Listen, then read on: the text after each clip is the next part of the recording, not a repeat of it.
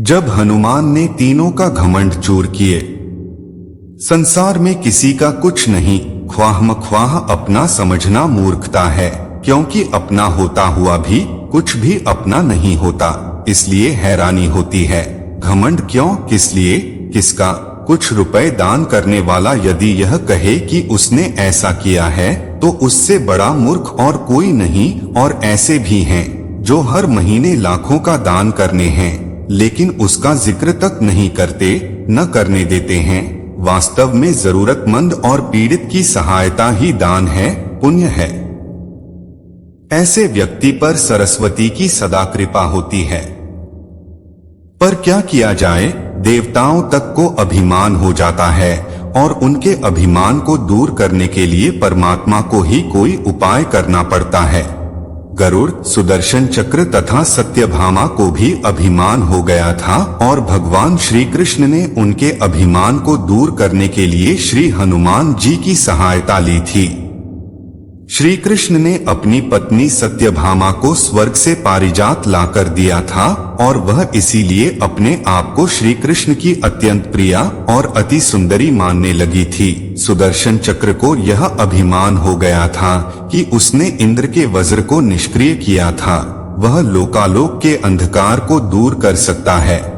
भगवान श्री कृष्ण अतंत उसकी ही सहायता लेते हैं। गरुड़ भगवान कृष्ण का वाहन था। वह समझता था, भगवान मेरे बिना कहीं जा ही नहीं सकते, इसलिए कि मेरी गति का कोई मुकाबला नहीं कर सकता। भगवान अपने भक्तों का सदा कल्याण करते हैं, इसलिए उन्होंने हनुमान जी का स्मरण किया। तत्काल हनुमान जी द्वारिका आ गए, जान गए कि श्री कृष्ण ने क्यों बुलाया है।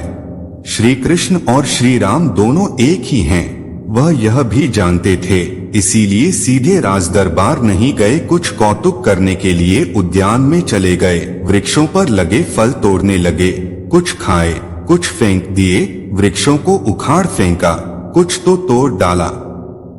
बाग वीरान बना दिया। फल तोड़ना और फेंक देना हनुमान जी का मकसद नहीं था, वह तो श्री कृष्ण के संकेत से कौतुक कर रहे थे।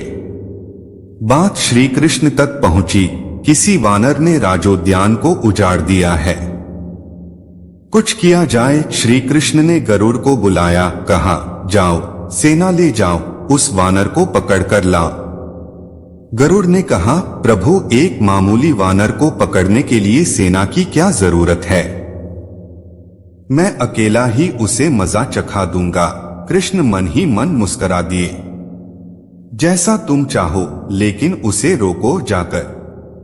वैंते गए, हनुमान जी को ललकारा, बाग क्यों उजाड़ रहे हो, फल क्यों तोड़ रहे हो, चलो, तुम्हें श्री कृष्ण बुला रहे हैं। हनुमान जी ने कहा, मैं किसी कृष्ण को नहीं जानता, मैं तो श्री राम का सेवक हूं, जाओ, कह दो मैं नहीं आऊंगा। गरुड़ क्रोधित होकर बोला, तुम नहीं चलोगे तो मैं तुम्हें पकड़कर ले जाऊंगा। हनुमान जी ने कोई उत्तर नहीं दिया। गरुड़ की अनदेखी कर वह फल तोड़ने रहे। गरुड़ को समझाया भी, वानर का काम फल तोड़ना और फेंकना है, मैं अपने स्वभाव के अनुसार ही कर रहा हूँ, मेरे काम में दखल न दो, क्यों झगड़ा मोल लेते हो, जाओ, मुझे आराम से फल खाने दो। गरुड़ नहीं माना। तब हनुमान जी ने अपनी पूंछ बढ़ाई और गरुड़ को दबोच लिया। उसका घमंड दूर करने के लिए कभी पूंछ को ढीला कर देते, गरुड़ कुछ सांस लेता, और जब कसते तो गरुड़ के मानो प्राण ही निकल रहे हो। हनुमान जी ने सोचा, भगवान का वाहन है, प्रहार भी नहीं कर सकता, लेकिन इसे सबक तो सिखाना ही होगा। पूंछ को एक झटका दिया और गरुड़ को दूर समुद्र में फेंक दिया। बड़ी मुश्किल से वह गरुड़ दरबार में पहुंचा। भगवान को बताया, वह कोई साधारण वानर नहीं है, मैं उसे पकड़कर नहीं ला सकता। भगवान मुस्कुरा दिए, सोचा गरुड़ का घमंड तो दूर हो गया, लेकिन अभी इसके वेग के घमंड को चूर करना है। श्री कृष्ण ने कहा, गरुड़, हनुमान श्री राम जी का भक्त है, इसीलिए नहीं आया। यदि तुम कहते कि श्री राम ने बुलाया है तो फौरन भागे चले आते। हनुमान अब मलय पर्वत पर चले गए हैं, तुम तेजी से जाओ और उससे कहना श्री राम ने उन्हें बुलाया है, तुम तेज उड़ सकते हो, तुम्हारी गति बहुत है, उसे साथ ही ले आना। गरुड़ वेग से उड़े, मलय पर्वत पर पहुंचे। हनुमान जी से क्षमा मांगी, कहा भी श्री राम ने आपको याद किया है, अभी आओ मेरे साथ, मैं तुम्हें अपनी पीठ पर बिठाकर मिनटों में द्वारिका ले जाऊंगा। तुम खुद चलोगे तो देर हो जाएगी, मेरी गति बहुत तेज है, तुम मुकाबला नहीं कर सकते। हनुमान जी मुस्कुराए, भगवान की लीला समझ गए, कहा तुम जाओ, मैं तुम्हारे पीछे ही आ रहा हूं। द्वारिका में श्री कृष्ण राम रूप धारण कर सत्यभामा को सीता बना सिंहासन पर बैठ गए। सुदर्शन चक्र को आदेश दिया, द्वार पर रहना, कोई बिना आज्ञा अंदर न आने पाए। श्री कृष्ण समझते थे कि श्री राम का संदेश सुनकर तो हनुमान जी एक पल भी रुक नहीं सकते, अभी आते ही होंगे। गरुड़ को तो हनुमान जी ने विदा कर दिया और स्वयं उससे भी तीव्र गति से उड़कर गरुड़ से पहले ही द्वारका पहुंच गए। दरबार के द्वार पर सुदर्शन ने उन्हें रोककर कहा, बिना आज्ञा अंदर जाने की मनाही है, जब श्री राम बुला रहे हों तो हनुमान जी विलंब सहन नहीं कर सकते।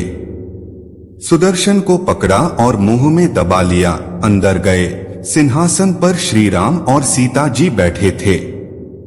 हनुमान जी समझ गए, श्री राम को प्रणाम किया और कहा, प्रभु आने में देर तो नहीं हुई। साथ ही कहा, प्रभु मां कहाँ है, आपके पास आज यह कौन दासी बैठी है। सत्यभामा ने सुना तो लज्जित हुई, क्योंकि वह समझती थी कि कृष्ण द्वारा पारिजात लाकर दिए जाने से वह सबसे सुंदर स्त्री बन गई है। सत्यभामा का घमंड चूर हो गया।